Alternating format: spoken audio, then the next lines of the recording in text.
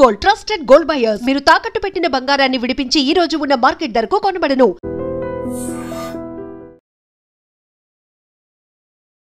నమస్తే, welcome to I dream talking point with కవిత.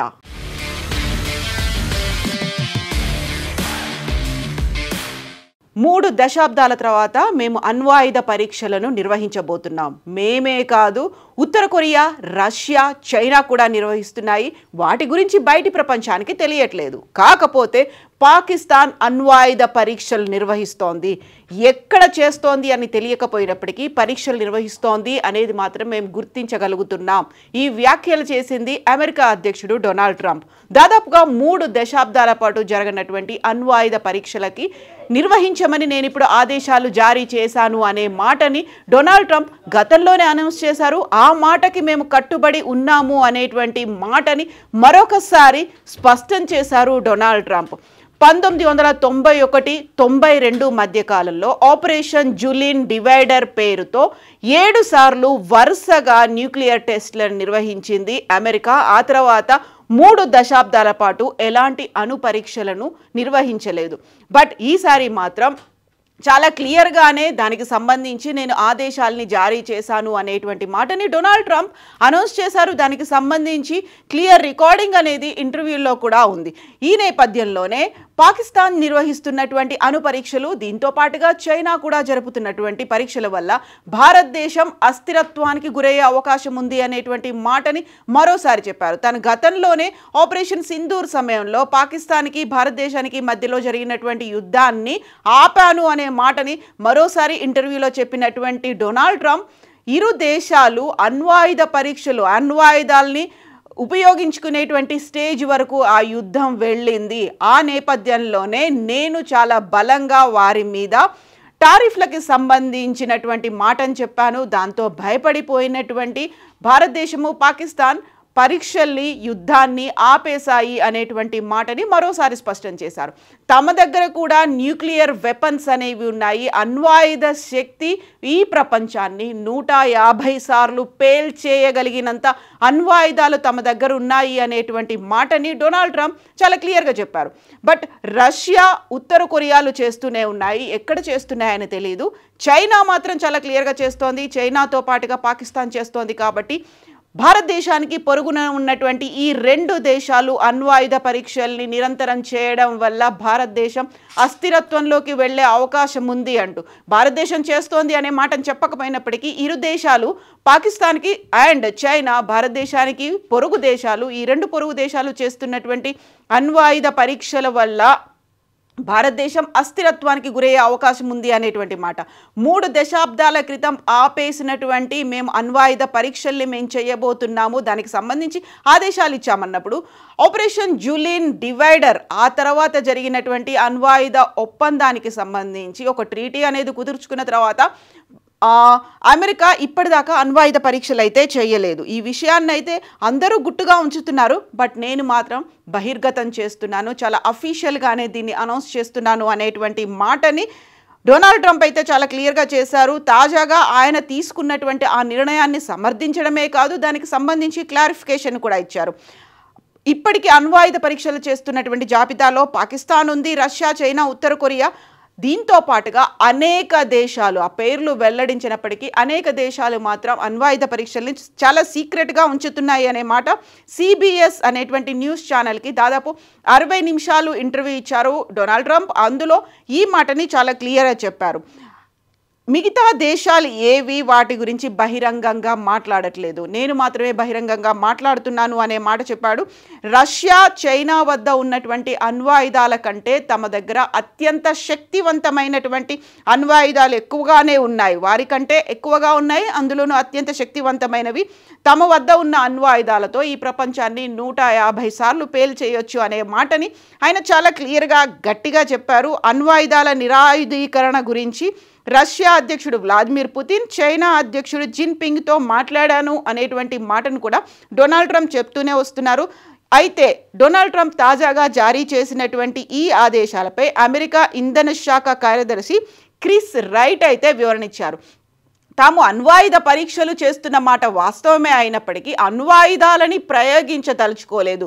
3 దశాబ్దాలు గడిచింది, అంటే 30 ఏళ్ళు గడిచింది. కాబట్టి అవి ఎలా పనిచేస్తున్నాయో వాటి పనితీరును తెలుసుకోవడానికి మాత్రమే పరీక్షలు నిర్వహిస్తున్నాయి. నిర్దేశిత లక్ష్యాన్ని అవి చేరుకుంటాయా లేదా ఇది టెస్ట్ చేయడానికి మాత్రమే అణ్వాయుధ పరీక్షలు చేస్తున్నాము తప్ప అణ్వాయుధాలకు సంబంధించి ఇతర వ్యవస్థలన్నీ సరిగా పనిచేస్తున్నాయా, నిర్దేశిత లక్ష్యాలను చేరుకునే సామర్థ్యం వాటికి ఇంకా ఉందా లేదా అది మాత్రమే టెస్ట్ చేస్తున్నాను తప్ప పరీక్షలు ఒరిజినల్గా వాటిని చెయ్యట్లేదు అనే మాటనైతే క్రిస్ రైట్ వివరించారు. At the same time China, Russia రహస్యంగా అణ్వాయుధాలని పరీక్షిస్తోంది అన్నటువంటి మాటని చైనా మాత్రం ఖండిస్తోంది.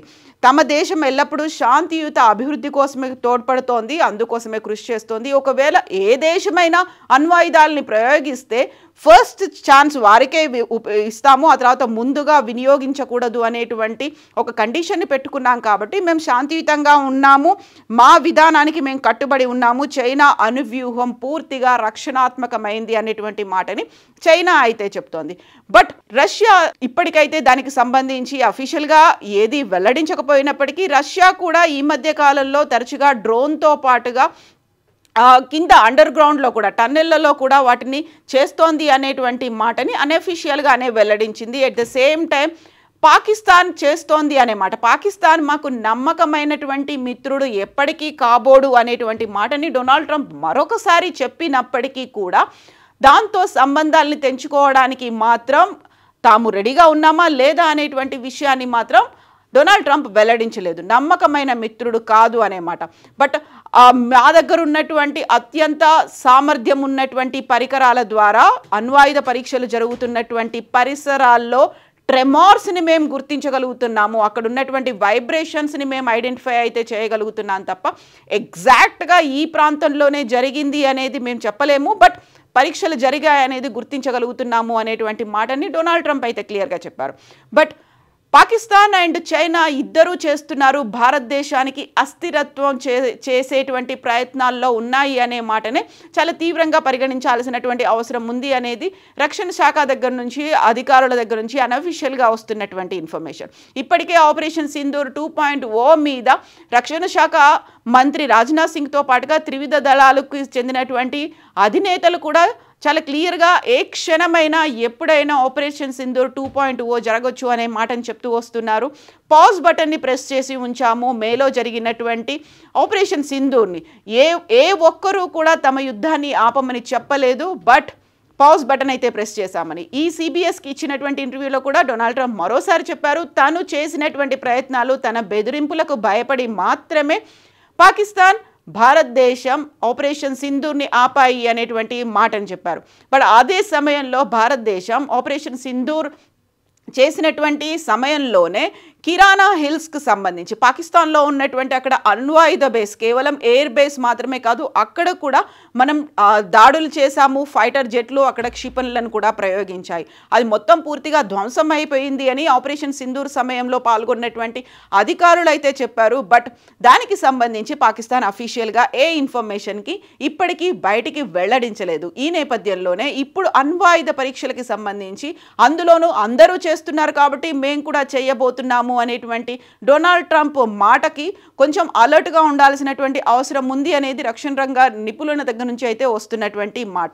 యాక్చువల్గా ప్రతిసారి భారతదేశం పాకిస్తాన్కి మధ్య జరిగినటువంటి యుద్ధాన్ని తవ్వి తీయడమే పనిగా ఉన్నటువంటి డొనాల్డ్ ట్రంప్ ఈసారి కూడా చైనా నుంచి కూడా ముప్పు ఉండబోతోంది అనేటువంటి మాటని, అస్థిరపరిచేటువంటి ప్రయత్నాలు జరుగుతున్నాయి అనేటువంటి మాటని మాత్రం ఆయన మరొకసారి క్లియర్గా చెప్పారు. నాట్ ఓన్లీ పాకిస్తాన్, చైనా నుంచి కూడా ఉంది ఆ ప్రయత్నాలు, ఆ భయము అనేది ఉంది అనేటువంటి మాట. ఓవరాల్గా అయితే అణ్వాయుధ పరీక్షలకి మేము గ్రీన్ సిగ్నల్ ఇచ్చాము. 3 దశాబ్దాల తర్వాత 91-92లో సిరీస్గా జరిగాయి. ఆ ఆపరేషన్ జులిన్ డివైడర్ పేరుతో 7 సార్లు, సంవత్సర కాలంలో 7 సార్లు 7 డిఫరెంట్ ప్లేసెస్లో జరిగాయి. ఆ సమయంలో అణ్వాయుధాల్ని పరీక్షించారు, టెస్ట్ చేసి చూశారు. బట్ ఇప్పుడు మాత్రం ఆ పరికరాలు పనిచేస్తున్నాయా లేదా, అప్పుడు ప్రయోగం జరిగింది, ఇప్పుడు మాత్రం పరిశీలన చేస్తామనే మాట మాత్రమే చెప్తున్నారు. యాక్చువల్గా 150 సార్లు ప్రపంచ దేశాలన్నిటినీ పేల్చేయగలిగినటువంటి సామర్థ్యం మా దగ్గరుంది అనేటువంటి మాటని భయపెట్టడానికి, బెదిరించడానికి, లొంగదీసుకోవడానికి మాత్రమే యూజ్ చేస్తున్నారు అనేటువంటి వాదనలు కూడా వినిపిస్తున్నాయి. యాక్చువల్గా ఎందుకని ఇంత సడన్గా అమెరికా అధ్యక్షుడు న్యూక్లియర్ టెస్ట్ల ప్రస్తావన తీసుకొచ్చారు?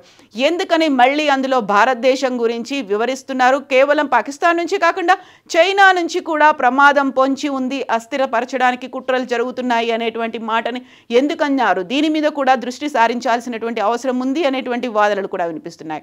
మీరేమనుకుంటున్నారో కామెంట్స్ రూపంలో తెలియజేయండి. నిజంగా ప్రస్తుతం ఉన్నటువంటి సమాజం దేనికి ప్రయారిటీ ఇస్తుంది? ఆర్థిక సంబంధాల చుట్టూ మాత్రమే తిరుగుతుంది. మళ్ళీ ఎన్నికలంగానే చాలా విరక్తి కలుగుతాను. మంచి అనిపిస్తుంది కదా, లేడీస్ కూడా ఛాలెంజింగ్ జాబ్స్ చేసినప్పుడు చాలా బాగుంటది. ట్రాఫిక్ అసిస్టెంట్స్ గా నియమించిన ట్రాన్స్జెండర్స్ అందరితో సాల్యూట్ చేయించుకుంటున్నారు. ఫుడ్ డెలివరీ ఇవ్వటానికి వెళ్ళినటువంటి డెలివరీ బాయ్ అనిల్ పై కళ్ళ ముందు